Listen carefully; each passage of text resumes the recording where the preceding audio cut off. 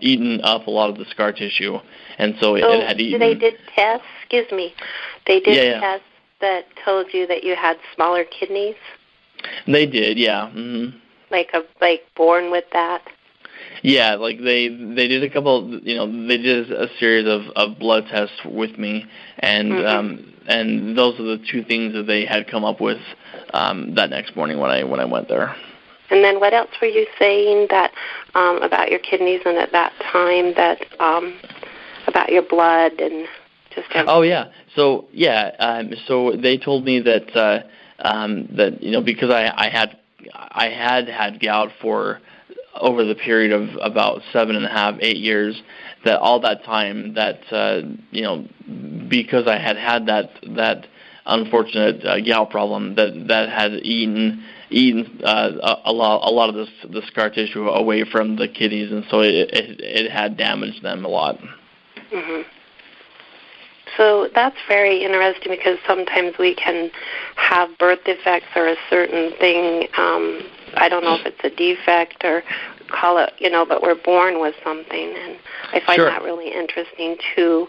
And with your history, because tell me about your brother, and that did you come from, your mother has had 2 sets of twins, is that right? That's correct. So tell me a little bit about that. The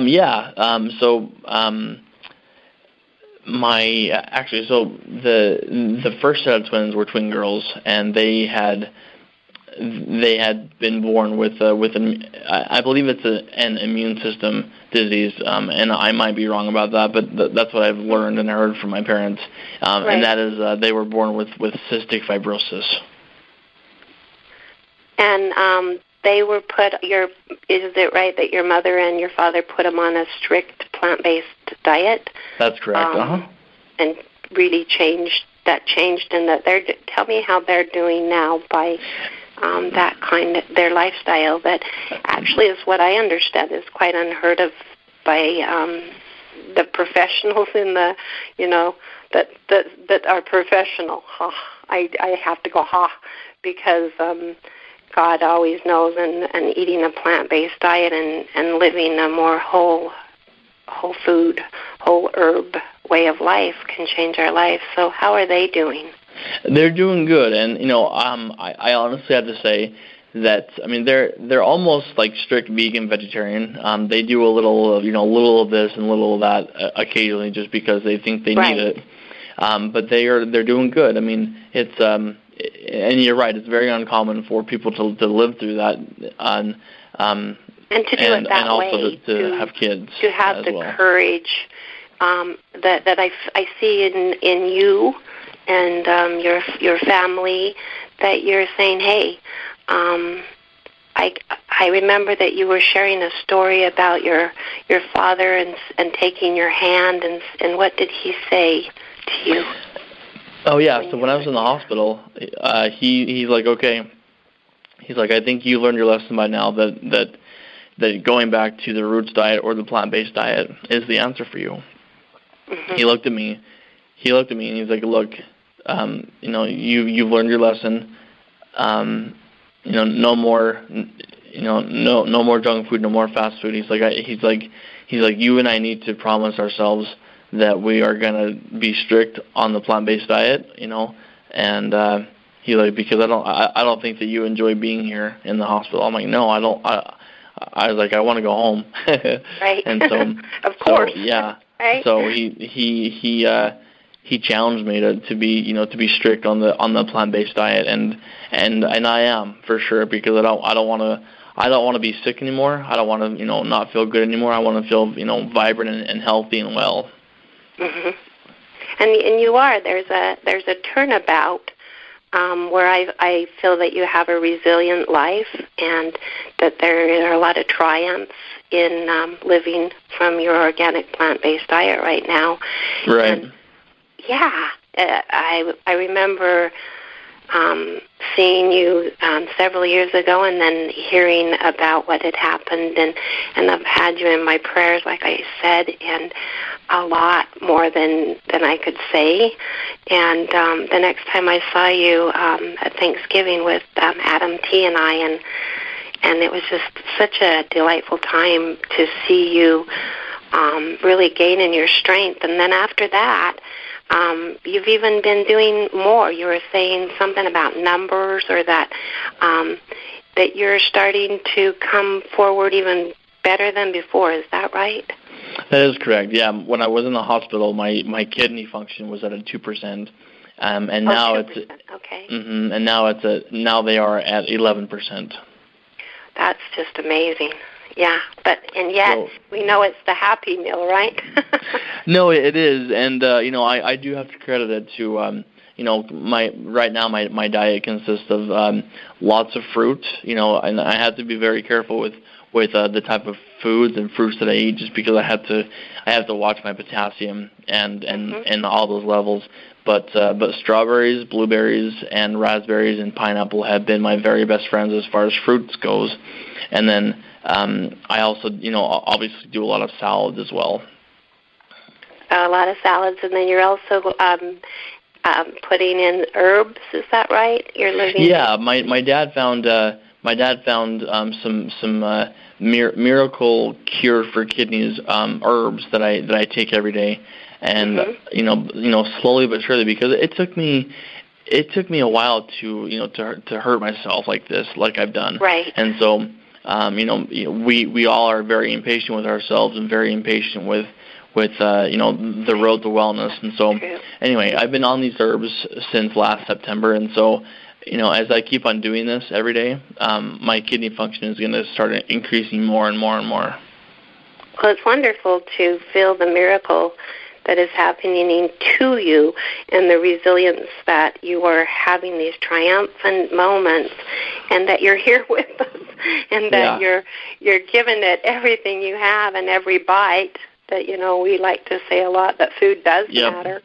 Yeah, and it does. You're certainly showing us and beaming us with that love and light and prayers, right? We've said how right. We love God and great Creator, and we just say thank you that we have you here with us, and we're. I have a few more questions to ask you before.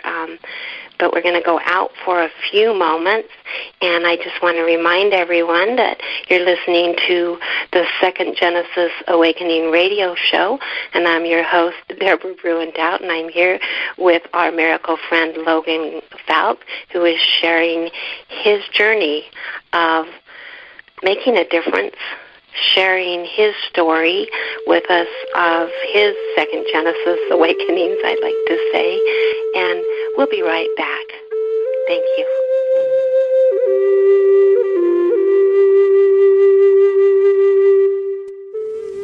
Adam T. Gardner here with thehumanaccelerator.org. Just wanted to let you know we've got a wonder-filled curriculum put together. The website's a gathering place for what's called our We community. We're working to build America's medicine wheels, where you'll be able to sample the most advanced regenerative medicine and lifestyles ever known. But you don't have to wait for us to finish the building in order to begin your adventure into insights and understandings that'll be at our completed cultural center near Zion National Park. You can join the We community for free.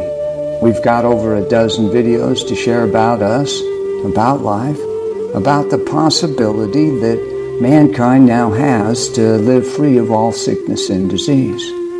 That's thehumanaccelerator.org. See you there. Adam T. Gardner here with thehumanaccelerator.org, just letting you know we've created what I like to call the B-movie. It'll make you laugh, I promise. It'll make you sigh with relief. It's finally here, this truth whose time has come. We've divided it into segments for easier viewing, which lets you zero in on thoughts you're attracted to, so it can be played over and over during those periods. It's an evolutionary sharing that'll leave you transformed in ways you never could have imagined. Becoming a whole food whole herb medicine man over a 3-decade period, I share cutting-edge ways of living that'll seem new because of the modern insights we have, yet it's an ancient lifestyle, genetically and epigenetically wired into every cell of the human body. Go to thehumanaccelerator.org and take the ride of your life. This is Dream Vision 7 Radio Network, uniting mankind with universal love. Our shows are created from the heart, bringing each listener to a place of divine enlightenment. Breathe, relax, and enjoy. Let life flow.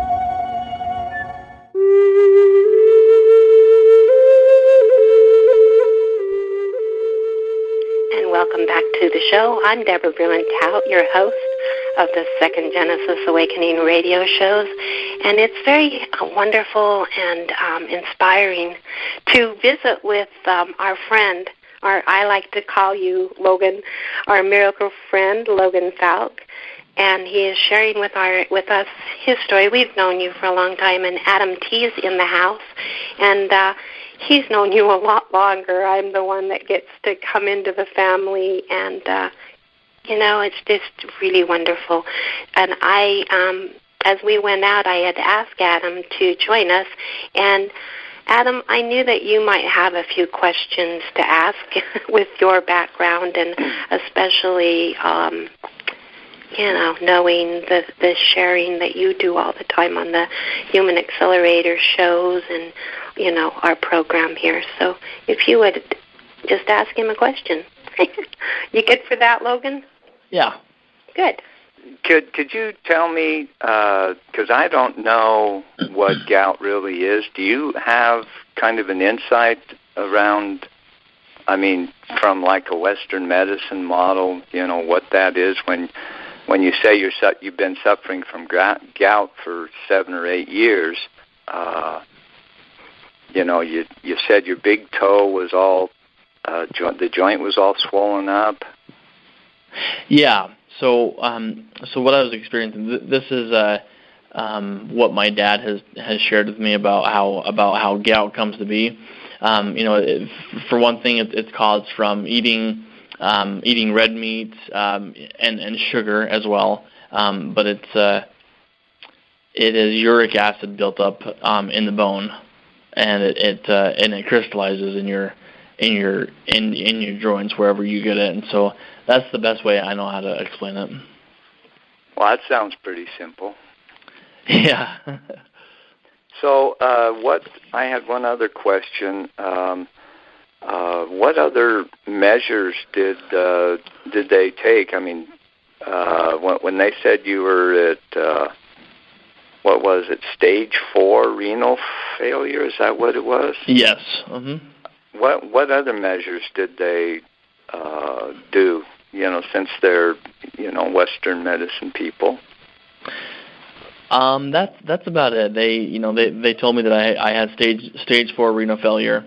They said that my kidneys, there was no possible way for my kidneys to come back to functionality, which I didn't want to believe that. And my dad is over here in the corner just looking at me, and he winks at me.